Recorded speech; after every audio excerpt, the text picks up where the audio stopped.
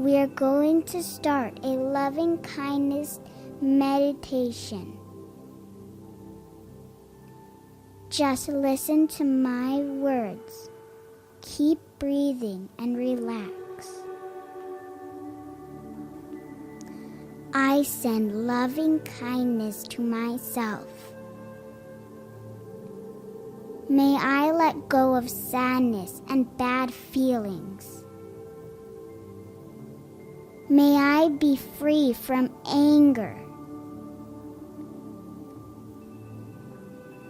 May I be free from pain.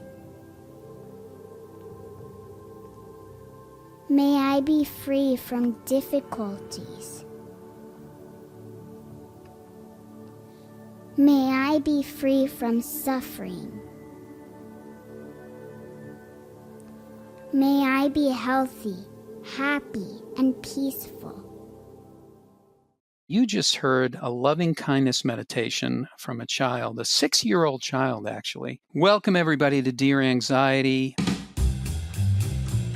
My name is Ed Krasnick. I'm your co-host. Renee Jane will be along shortly. And if you think you can't teach meditation to young kids, you just listen to this person and you'll know that you can. And that's what we're going to talk about today. Today's show is all about meditation. The meditation train has left the station. It's the meditation station. And this is Meditation Nation. And I'll stop rhyming now. What am I, Dr. Seuss? Listen. Here's the thing. Meditation, we all kind of know about it. This is Dear Anxiety, and this is the show about mental health. It's about how we relate to our thoughts, our feelings. It's about well-being.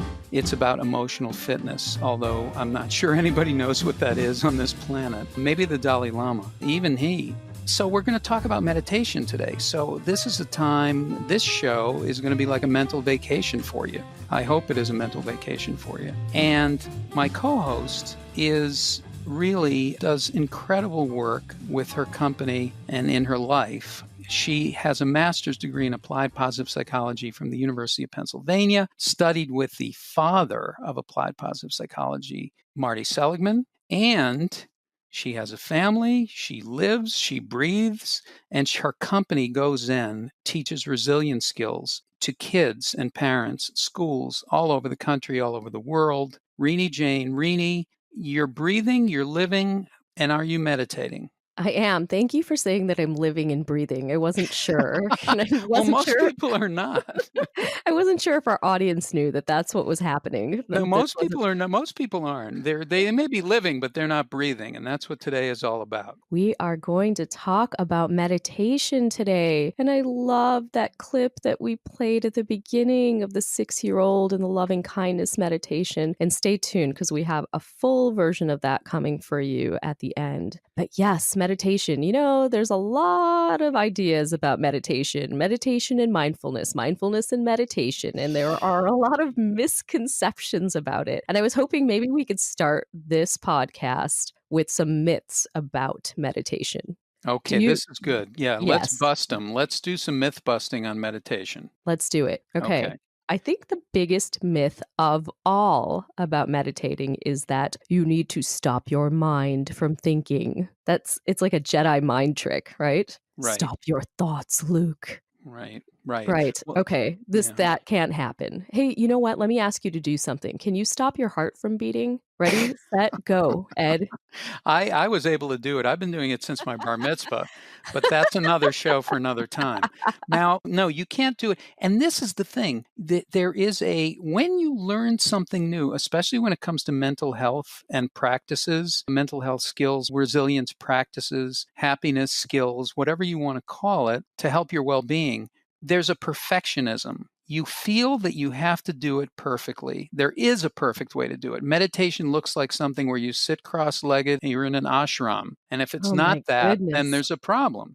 Yes, you've done it wrong. It's not meditation perfection. It's meditation practice. This is about practicing, right? Which is another myth. You know, I can't meditate because I can't do it perfectly. And these thoughts are coming through my head and I can't stop the thinking. And oh my goodness, or I'm too busy to do it. And, you know, what they say, what meditations teachers say to people who say you're too busy. Well, if you're the one who's too busy and you're supposed to practice for 5 minutes a day and you're too busy, you should practice for 10 because you're the one that needs it more, right? Right. But I want to make sure that we're very clear about this. This meditation is not about clearing your mind, about stopping your thoughts, right? This is something that I think is such a misconception and a misunderstanding that it prevents people from trying, from starting. And Yeah. that's Yeah. hard.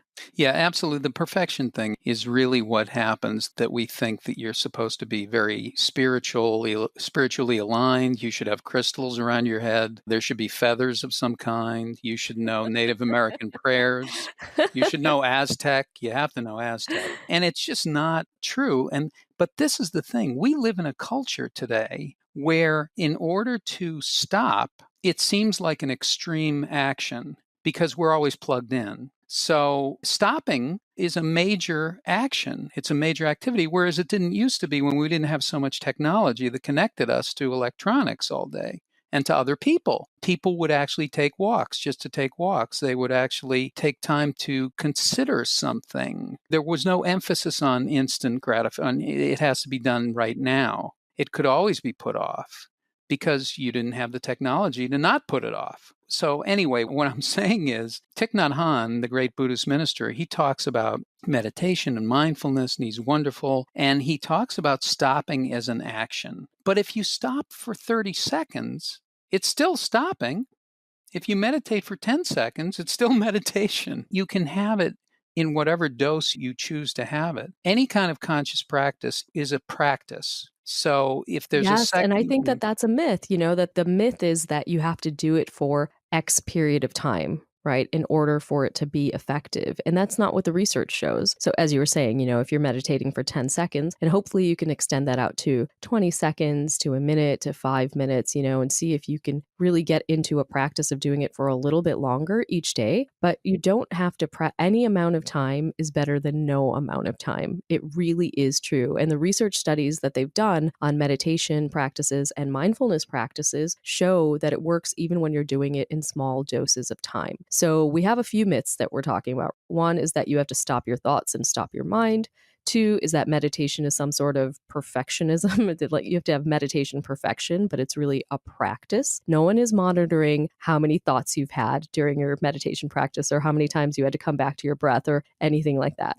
And the myth that you have to do it for long periods of time in order for it to be effective. And I also think that there is a misunderstanding between a mindfulness practice and a meditation practice, and many people think that they are the same. So mindfulness practice, that word mindfulness is used pretty regularly in the mainstream because, we see that Google has a mindfulness program. They do it in the NFL. They're doing it in schools, right? So there are a lot of mindful school type programs going on. And mindfulness is a mental technique that really was originally designed for monks, right? How many people in the world are monks? It's a very, very small percentage. It's really a directed focus meditation. It's what I believe that people think of as all types of meditation. So bringing your awareness into the present moment is a type of mindfulness practice. It can be done through your senses. One of the senses that people use often is breathing and being aware of your breath. And that's a mindfulness practice, and it's not necessarily meditation. So meditation is really a vehicle for transforming the mind. It is many different types of practices. There are hundreds now, and I feel like they are created for people with a monkey mind, with a busier life, and not sort of monastic or monk-like life. And so there is a difference between mindfulness and between meditation. there are many, many apps which will help people to meditate. They're very useful. I've used a number of them. But to me, right now, if I take a breath and I'm just present and I say the words in on the in breath and out on the out breath, that's a little practice for me. Yes, and that is a little practice. And we need to, I think, really think about the why. Why are we all talking about it? I mean, I think there are the obvious things. Intuitively, we feel like it's going to decrease our stress and it's going to help us just live a more relaxed life. And obviously the research really is in line with that, right? So there's so much research behind the different types of meditation that's out there that have incredible benefits, from increasing positive emotions and decreasing stress and anxiety, decreasing depression, increasing compassion, social connection. There's so many things that it does. But there are also amazing things that have come out of the research that I don't know if we would have thought about if we didn't study it, but increases in immune function, reduction in pain and inflammation. And then, Ed, I'm sure you've seen these studies where they show that meditating for 6 to 8 weeks can change your brain, can literally grow gray matter in your brain. They Wow. find differences in brain volume after 8 weeks of meditating in 5 different parts of the brain, right? So this is research out of Harvard. And they also have found that the area in your brain where the fight, flight, freeze, or faint response comes out of, the amygdala, that area of the brain can shrink. What? Yes. Amazing stuff, That's right? incredible. That's But incredible. It actually has a physical manifestation. a physical manifestation. So there are incredible benefits to meditating. I don't think you have to sell this too much anymore for anyone that's basically alive and breathing. As you said, alive and breathing as I am, you've probably heard of meditating and you probably know that it's something good. But what I think in terms of kids and education, and that we have to be weary of, is that we don't use it as a type of behavior modification. Let's bring in mindfulness. So that will, because what the research is showing is that it can modify behavior in a positive way, impulse control, emotional regulation. I think we should be very conscious of using it as a type of positive detention almost. So All it's not right. an intervention. You wouldn't use it as an intervention. I would use it as an intervention, but I wouldn't say that the goal is, listen, bring mindfulness to your school so that you can keep everyone in line. Because Okay. what happens is that kids recognize that right away. Oh, you're making me meditate to keep me quiet or to make me not move so much, or, as a type of punishment almost.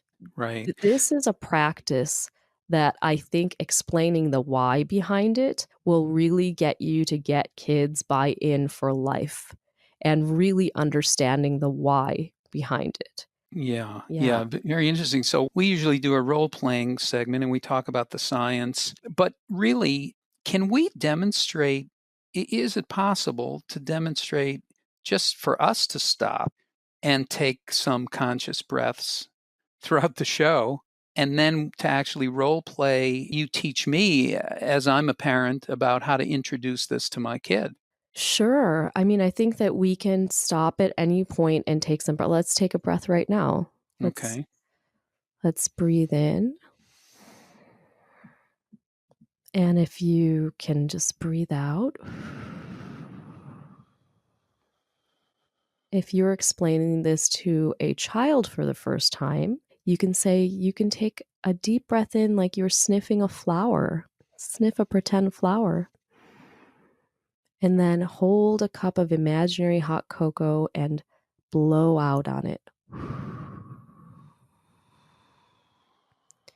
If you're working with a child and you're using breathing as a vehicle to teach meditation, and there are many, many vehicles, so it's not just breathing. But if you are using breathing, one of the best things that you can say to them is to have them breathe out for as long as they can. Because if you extend the exhale, it automatically requires you to take a deep inhale. So with my kids that are 5 and 6 years old, we pretend like there is a birthday candle. We extend our arm out, we put our index finger up, and we pretend that index finger is a birthday candle. And I say to them, now, how long can you blow out that candle for? Who can blow it out for the longest period of time? So they have to take a very deep breath in, and I teach them to take it through their nose.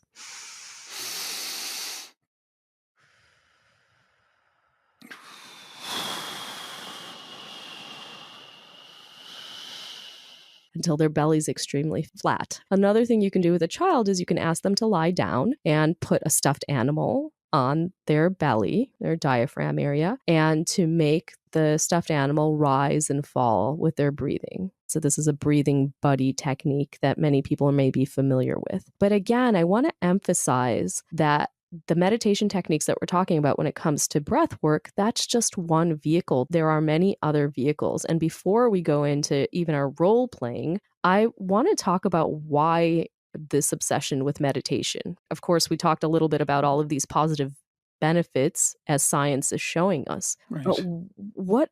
what are we really trying to do? And something that Ed and I talk about a lot is minding the gap. And Ed, do you want to talk about what minding the gap is? Well, minding the gap, it really, I mean, it's almost a key ingredient of practicing mental health, of practicing wellness when it comes to your thoughts and feelings. Because what minding the gap is it's using a technique to take a pause between your thought and your reaction and how you act, how you relate to whatever thought or feeling you're having. So the whole key of it is we're going to take a pause and then we're going to be able to make a choice about what to do next.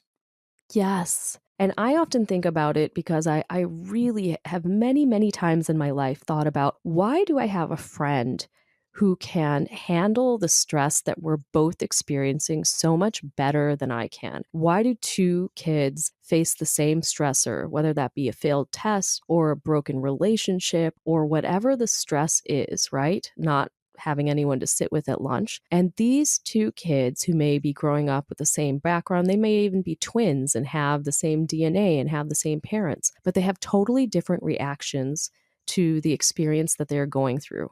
Why does that happen? Well, one of them is able to really rise in this gap, to stay in this gap, to be in this gap, and to extend the period between the thoughts that they're having and the reactions that they have. And I think what meditation allows us to do is to really live in this gap, to be our own coach. I think all of the tools that we're teaching in the Go Zen programs is teaching kids to be their own coach. And meditating allows you to do that because what happens, Ed, for example, when you and I talk and we share experiences and I come to you and I say, oh, I'm going through this challenge right now. Both my kids are sick. Well, you're able to be that outside observer of my experience and give me really good advice because you're not in the experience with me and my thoughts are racing and they're skewed and I can't see straight and you're able to do that for me. Well, what if we were able to do that for ourselves? What if we were able to extend the space between our thoughts and our reactions and really mind the gap and be our own coach? So, what I feel like meditation does is it allows you to live in that gap. It allows you to be the best version of yourself and it allows you to be an observer of your own experience, an observer of your own thoughts and feelings so that you can be the coach to say, hey, that's not so accurate. That thought's not so accurate. Or, hey, let that feeling come in and send you a message and then let it leave. You're able to do that. And I know this sounds like something, oh my goodness, how could a kid learn this? But they learn it much quicker than we do. Do we not see that, Ed, in our work with Yeah, kids? yeah, absolutely. They are able to, because they're so close to their thoughts and their feelings and being in the moment, that they're able to access that a lot easier than adults. It really is. You're talking about the gap. I just realized that our first sponsor should be the Gap because we're minding the Hey, the gap. Gap, are you listening? Yeah, no, I'm not even. I think if you want a nice flannel shirt, there's no better way to do it than to create a pause between your thoughts and your reactions about buying that shirt. It's really interesting. What you're talking about is you're practicing pausing. That's what you're practicing. You're practicing taking a pause or stopping. And in today's world, that is a really important thing to do. When I was growing up, it wasn't that important. It wasn't as important, I don't think, because people had natural places in their life where they could do that because of the technology that we have now. So I feel like there's a practice and it's pausing. And in this way, what's great to do with pausing is to breathe, is to consciously breathe. And I can't even tell you how many you could go from a life of survival to a life of well-being if only by doing a practice like this. I really believe that.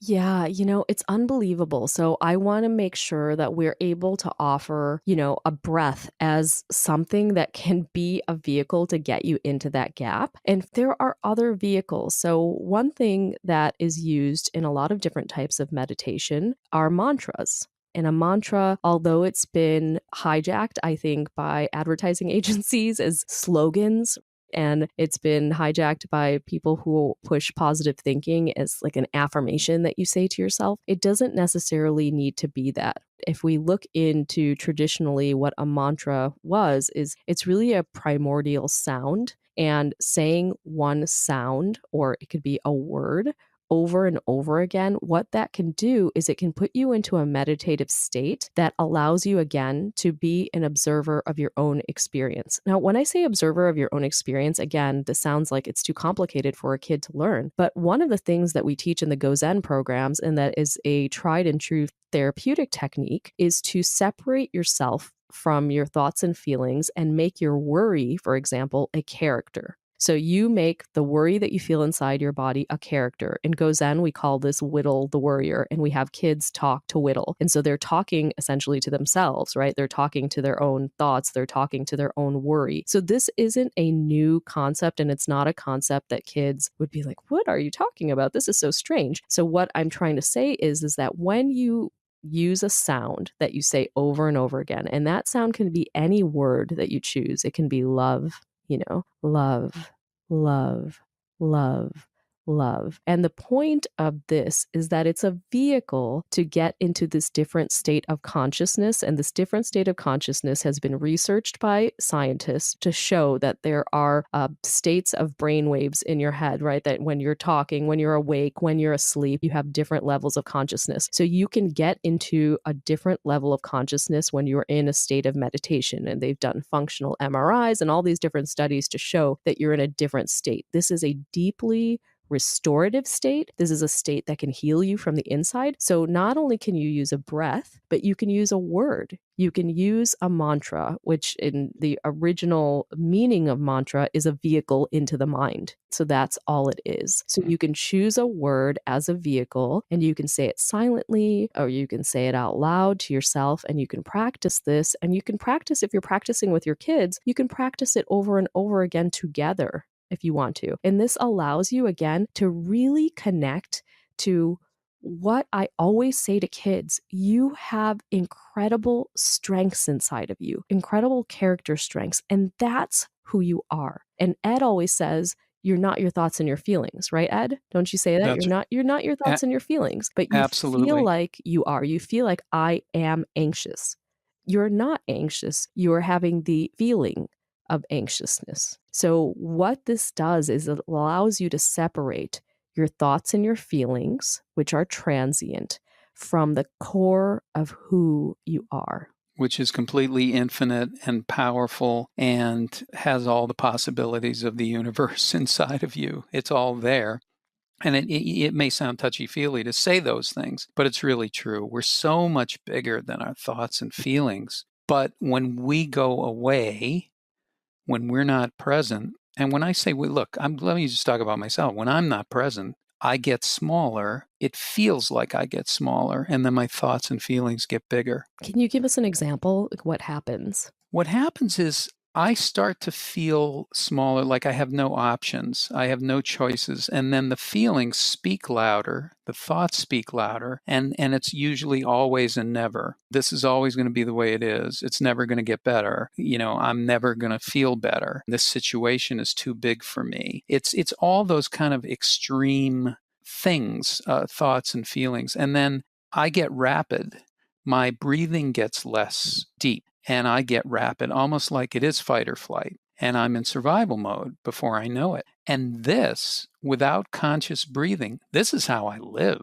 That's the problem. The problem is that you're so busy surviving that you forget that you can live, that you are bigger than these things, that you are more than these things. And so you're living in the fight or flight world. You are literally accessing your inner Yoda. If you guys have ever watched Star Wars movies, you know that Yoda is sage. Everything that comes out of his mouth is sage. And you wonder, in the midst of lightsabers, flailing all around, how he's able to kind of channel the most sage, wise advice for Luke Skywalker or any other Jedi. He's able to do that because he is a meditation master.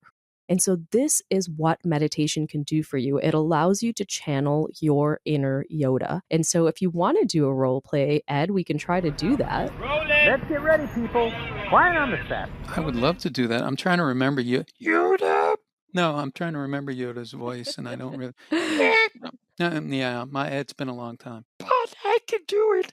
I think I can do it. Amazing. I could get it there if I had to. But no, okay, so we're going to channel our inner Yoda, our inner spirit, our inner meditation, the inner meditation master. So take me through, a real meditation, and it can be with a mantra or not, and we can just take a pause here, and you're listening to this, and you can join us. I think what we can do in this role play is we can be a person who's meditating for the first time, right? And maybe, I think that would be the best role play to do. Okay, so so the first round of this is us getting distracted by our thoughts.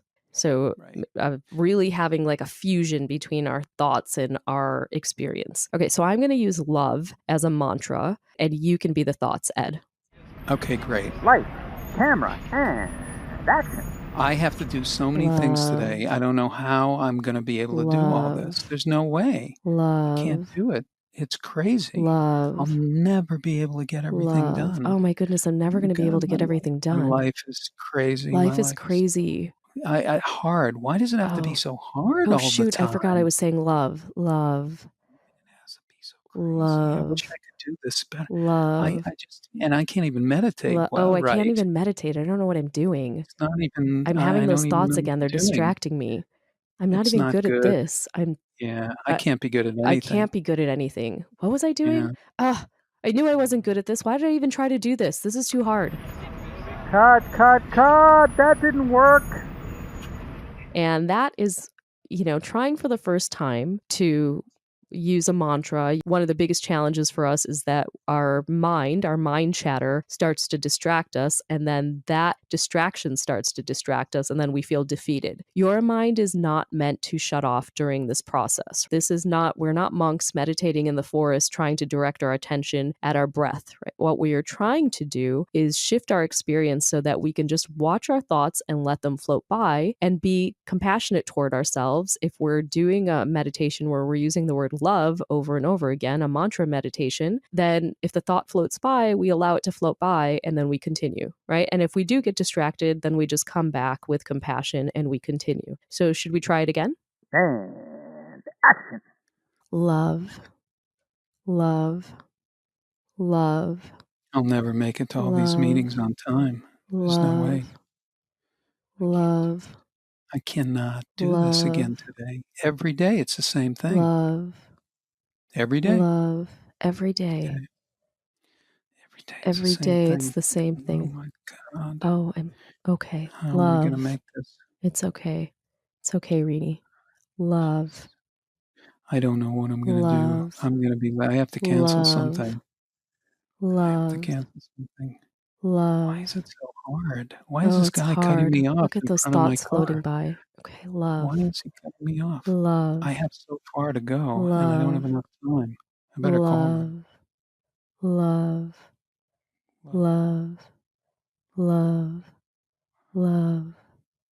I just remembered I have to make a call in 10 minutes.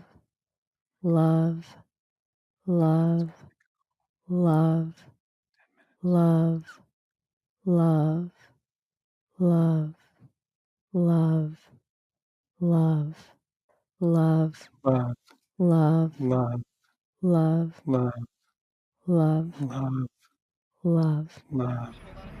Cut. We got it. Print it. That's a wrap. Everybody go to lunch. Pick up your check on the way out.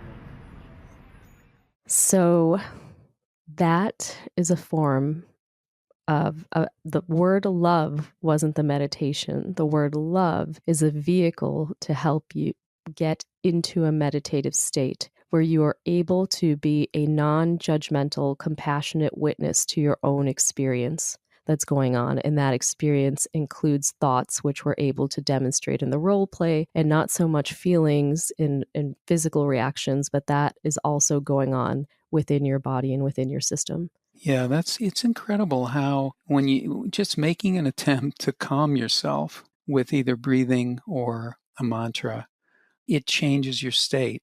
It really does. Just that alone. If you did that along with us, and before we leave you, we'll do another meditation before we end the show. But I feel like in the flow of life, you've often mentioned that you meditate every day at the same time, and you do it along with brushing your teeth. I do. I had to How tie in it. the hell? Yes. I had to tie it to a daily activity. I wanted to make sure that it was part of my daily life. I brush my teeth twice a day, sometimes 3 times a day, but definitely twice a day in the morning and the evening. I also floss as if my dentist is listening, right? Yeah, just in case. Your dentist just Dr. took a deep Toe. breath. Yeah. Mhm. So I wanted to make sure that I had that anchor, that cue, right, to develop the habit. And so I developed the habit to meditate as I'm brushing. And so I personally like to close my eyes when I'm meditating. So I'm brushing my teeth and it's an electric toothbrush. So I'm hearing this humming. And sometimes I'm using a breathing meditation and sometimes I'm using a mantra meditation and sometimes I'm doing a loving kindness meditation. So it just kind of depends on the day. But I will always, once I start brushing my teeth, that is my cue to begin meditating. And it's absolutely doable to tie it to something that you do every day and to make it just part of your lifestyle. So when you go to brush your teeth, you close your eyes and you breathe and you continue brushing your teeth. Absolutely. Absolutely. Well, dentists everywhere are going to be calling in because Maybe this is that going to should be take our over the sponsor. dental community. Yes. I have a great dentist, dental practice. He would love this. And that is really interesting. And Ed, one more technique that I wanted to just bring up before we end the show is a breathing technique, but it's something that kids really just latch onto because it's quick and it's easy. It's called square breathing. And so it is breathing in for 3, holding for 3, breathing out for 3, pausing for 3, and then repeating. Ed, would you like to tell everyone where they can find us, where they can, if they like what they're listening to, where they can drop us a review, where they can also send in submissions? First of all, thanks for listening. And we've gotten some great reviews. And if you want to find the show, if you want to listen, if you want to subscribe, especially, because then it comes right to your inbox and you get new episodes every week, you can listen to us on bit.ly, bit.ly/Dear Anxiety on iTunes, bit.ly/Dear Anxiety on iTunes. And again, thank you for subscribing. We're creating a community here, and it's going to be a very, very big community. And speaking of that, if your child has an issue, if you have an issue that you want to send us so that we can speak to it, because we all have the same issues. We're all people. We're all human beings. At least I think we are. If there are any mammals not listening, you can send us, you can record it on your phone and then send it in to gozen, GOZEN.com/Dear Anxiety. That's gozen, GOZEN.com/Dear Anxiety. And we will play it at the beginning and the end of the show, like we do with all of our shows. We begin and end with a child, and we're going to do that shortly. But if you're an adult too, please send it in. Feel free. It's very easy to record on the phone and just send it to that address. You guys, thank you so much for listening. And as Ed said, thank you for the reviews. We're trying to reach as many people as we can with these tools that we're delivering through the podcast. And we just really, really love the feedback and support. So it's been amazing. So gratitude to everyone that's listening. And thank you so much. And now let's do a little bit of breathing for just 30 seconds. And you do it with us. And then you're going to hear from another child who is going to continue with the loving kindness meditation that you heard at the beginning of the show. Renee, thank you so much. Thank you, Ed. And now let's breathe a little bit. Do you want to lead us in the breathing? Yeah, so let's just breathe in easily. Just take a breath in. Hold it for a second at the top, and then breathe out. Let's do it 2 more times.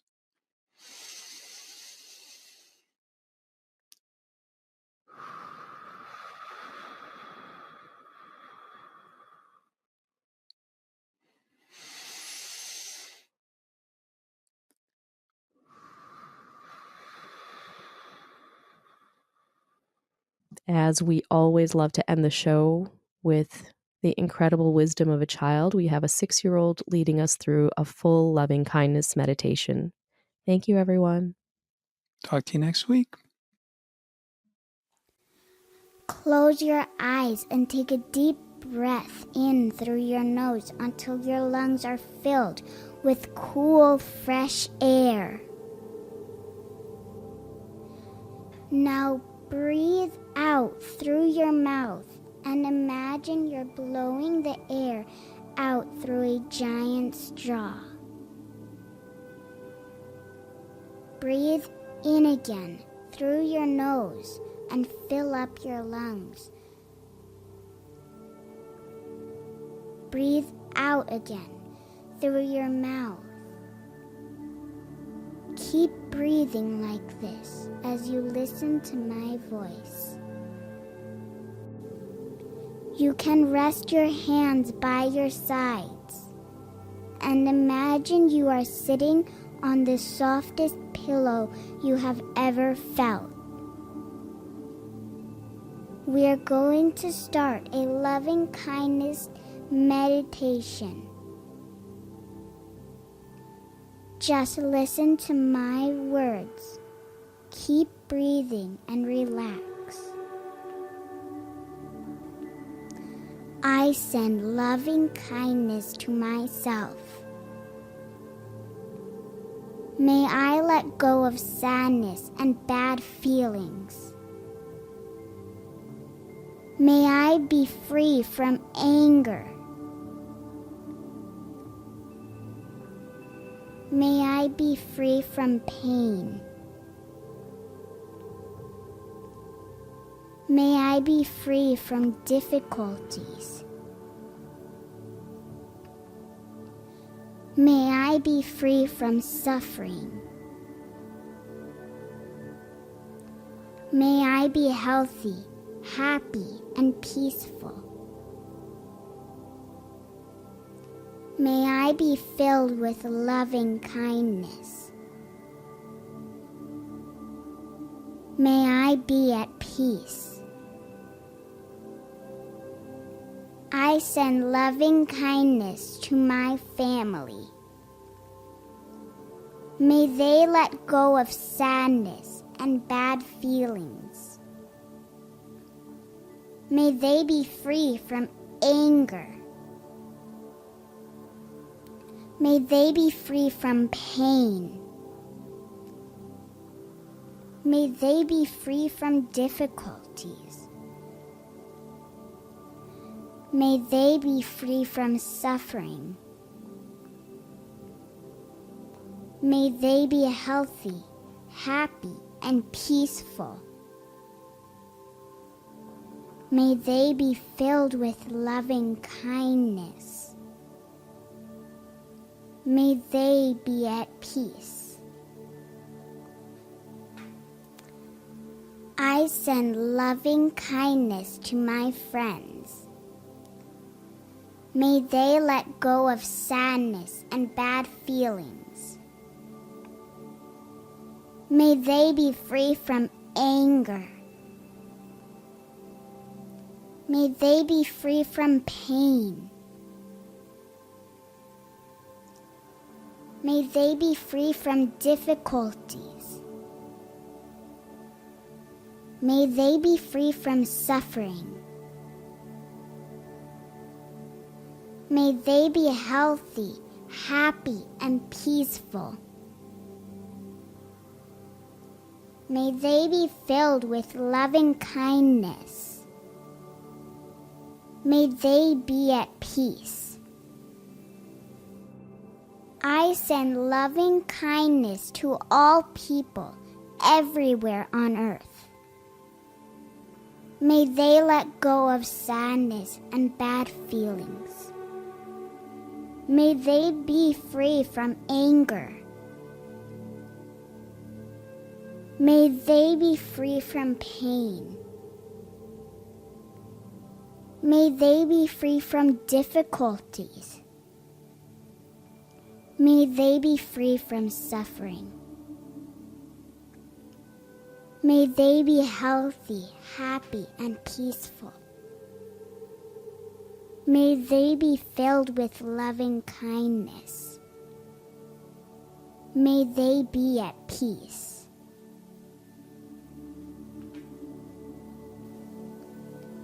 I send loving kindness to myself.